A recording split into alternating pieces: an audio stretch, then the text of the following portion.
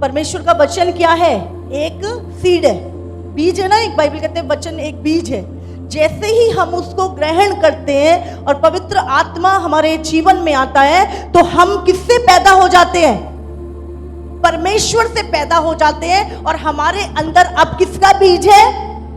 परमेश्वर का बीज है। इसीलिए हम कहते हैं कि मेरा नया जन्म हुआ है। हम नया कैसे पैदा हुए, नए कैसे जन्मे? जब हमारे अंदर वचन का सीड आया जो खुद यीशु मसीह है, और जैसे ही हम वचन के द्वारा पैदा होते हैं हम फिर से परमेश्वर का प्योर सीड, वही पवित्र सीड बन जाते हैं। और वही योग्यताएं जो परमेश्वर के डीएनए के अंदर है, परमेश्वर के स्वभाव के अंदर है, वही चीजें ऑटोमेटिकली हमारे भीतर आ जाती हैं। कई लोगों की गवाही सुनी, मुझे पहले गुस्सा बहुत आ रहा, जब से मैं प्रभु में आया मैंने छोड़ दिया।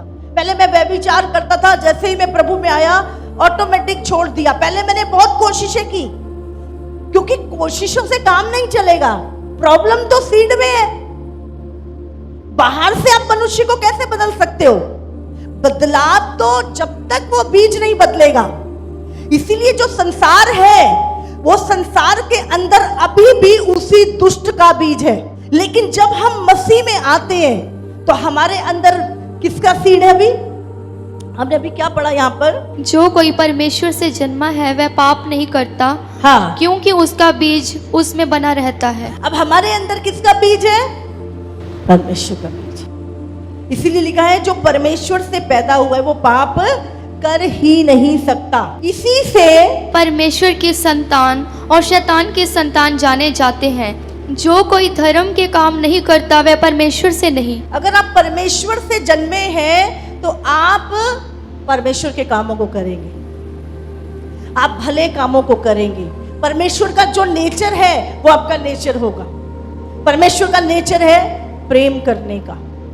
परमेश्वर का नेचर है एक व्यक्ति को पापी से धर्मी बनाने का। तो आप भी वही काम करोगे जो परमेश्वर की इच्छा है। आप किसी के लिए नहीं करोगे, आप इसलिए करोगे क्योंकि आपके अंदर परमेश्वर का बीज है। आगे बढ़े।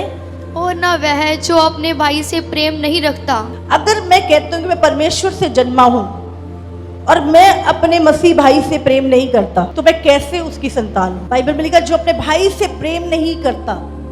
प्रेम सिर्फ वो नहीं जो हम ब्लड रिलेशन से करते हैं, प्रेम जो हम अपने भाई से करते हैं, जो परमेश्वर से जन्मे हैं। हालेलुया। क्योंकि जो समाचार तुमने आरंभ से सुना वह ये है कि हम एक दूसरे से प्रेम रखें और न कैन के समान बने जो उस दुष्ट से था। हाँ, क्या लिखा है यहाँ पर? ना हम कैन के समान बने जो उस किससे था? कैन किससे पैदा हुआ था? दुष्ट। दोबारा पढ़ेंगे इसे। और कैन के समान ना बनो जो उस दुष्ट के समान था जिसने अपने भाई को घात किया। यहाँ पे दो सीड, एक कैन का सीड और दूसरा हाबिल का।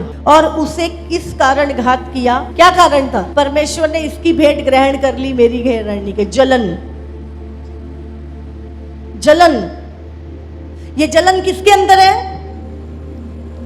शैतान के अंदर। क्योंकि जब शैतान स्वर्ग से गिराया गया वो जलन से भर गया, और जब परमेश्वर ने मनुष्य को अपने स्वरूप और समानता में बनाया वो जलन से भरा हुआ। और सचमुच ये जलन शैतान की ओर से। याद रखें, अगर आपको किसी के लिए जलन हो रही है तो समझ लो शैतान का प्रभाव आपके ऊपर आ रहा है। शैतान स्वर्ग से गिरा, जलन से भर गया।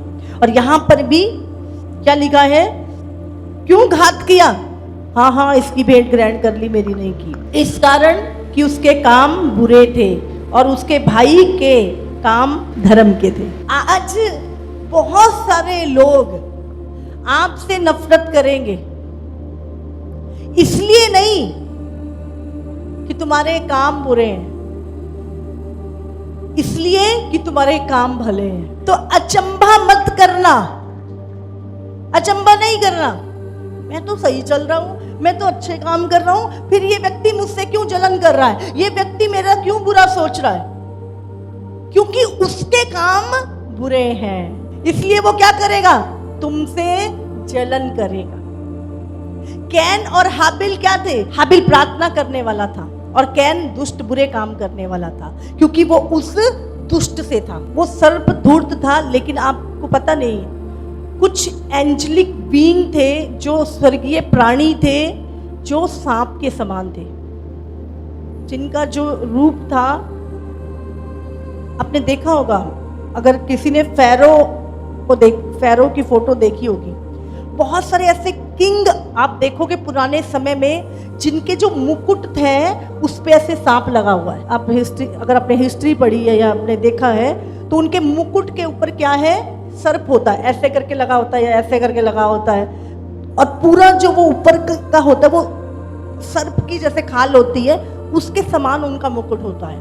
तो बताया जाता है कि ऐसे दूत थे जो सर्प के समान दिखते थे, जिनके मुकुट सर्प के समान थे, जिनकी जो बॉडी बनाई गई थी वो उसके समान थी। वो कोई रेंगने वाला नहीं, वो सर्प एक दूत था जो बातें करता था हवा के साथ रोज। और वही दुष्ट से कौन था?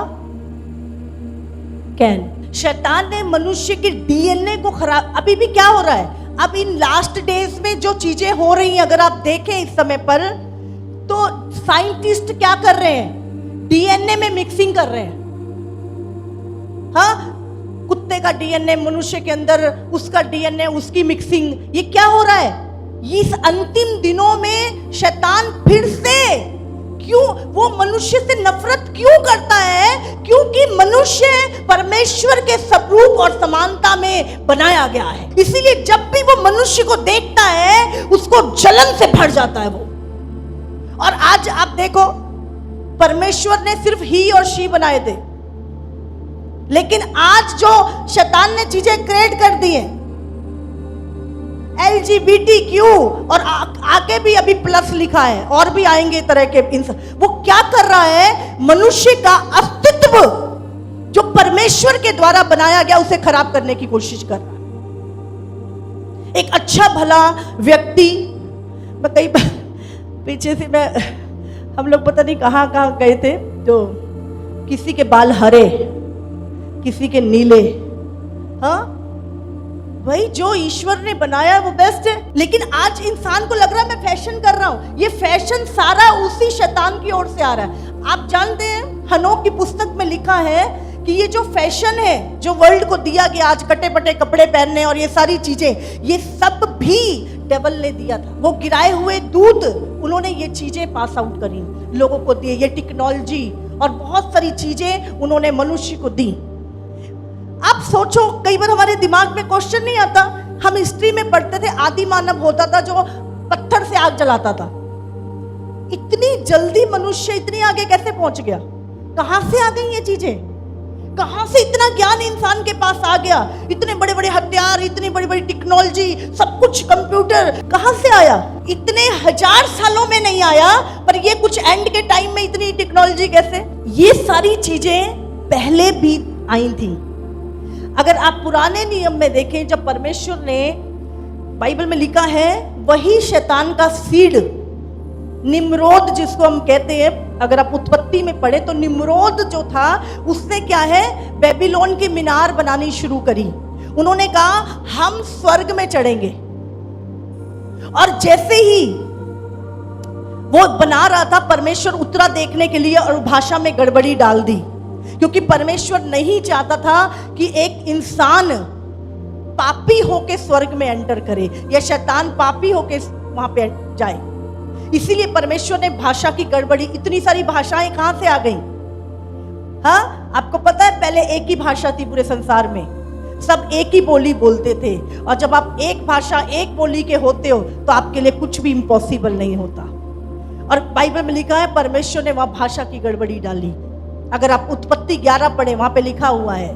और उसके बाद परमेश्वर ने उनके काम बीच में रुक गए और वो इधर उधर जाकर फैल गए। आपको इस समय दुनिया की उस पिक्चर में वही पुरानी कहानी दिखाई दी जाएगी। आज भी शैतान पूरी रीति से यही चाहता है कि वो स्वर्ग चला जाए, वो जगहों पे दोबारा एंटर कर ले जो हो नहीं सकता। लेकिन वो अधिकार परमेश्वर ने आपको और मुझे दिया है।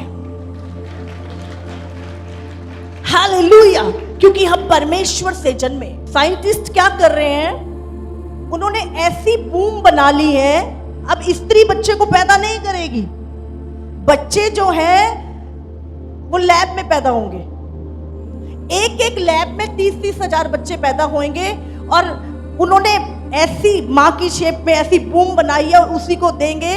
और उनके अंदर, आप जानते हैं, शैतान को नफरत है क्योंकि आपके अंदर उसका सीड है, और वही सीड वो करप्ट करना चाहता है, निकालना चाहता है। हमारे अंदर दया आ जाती है कई बार, है ना, कुछ होता है, कोई मर जाता है, दया आती है, वो दया वाला पार्ट निकाल देगा, इमोशन वाला पार्ट निकाल देगा, और इंसान क्या है, रोबोट की तरह, कोई दया नहीं, कोई फीलिंग नहीं। जैसे आज की दुनिया होती जा रही है स्वार्थी।